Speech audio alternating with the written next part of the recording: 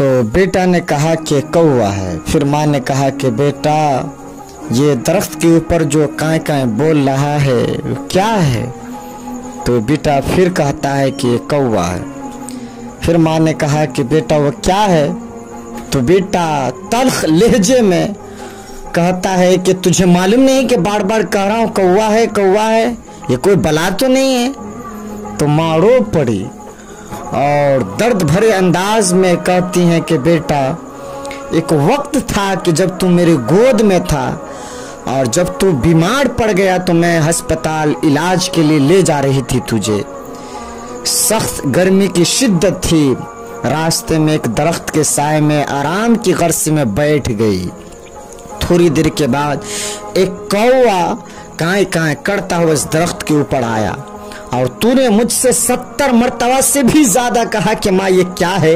मैं बार बार तुझे मुंह भी चूमती थी और कहती थी बेटा ये कौवा है। तो माँ के दिल में रब ने मोहब्बत का वह हुजूम रखा है और ममता की वह तड़प रखी है कि दुनिया के किसी कांटे पर माँ की मोहब्बत को तौला नहीं जा सकता। माँ जब बोलती है ना तो उनके लहजे में जिब्राइल बोलते हैं, है नहीं।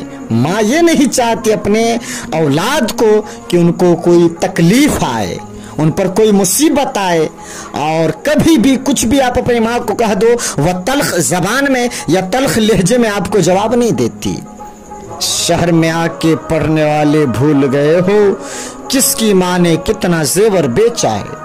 तो माँ वह जात है जो अपने बेटे को, अपनी औलाद को हर वक्त खुश देखना चाहती है। दुनिया के कोई आदमी नहीं है जो अपने गैर को ये है ना हर दम मसरत भरा देखना चाहता हो, लेकिन माँ एक ऐसी जात है जो माँ हर वक्त अपने बेटा को खुशी के हुजूम में रखना पसंद करती है और वह चाहती है कि मेरा बेटा हर नहज पे कामयाब रहे और खुशी के है ना हुजूम उनके अंदर मचलता रहे।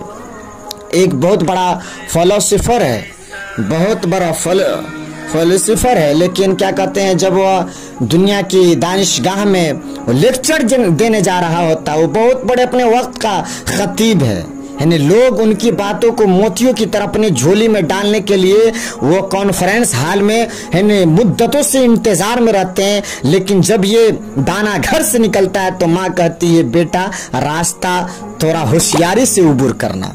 क्या उस है ना दानिश्वर बेटे जिसके गुफ्तगू सुनने के लिए लोग बेताब हैं, क्या उन्हें ये भी मालूम नहीं कि रास्ता उबूर कैसे किया जाता है?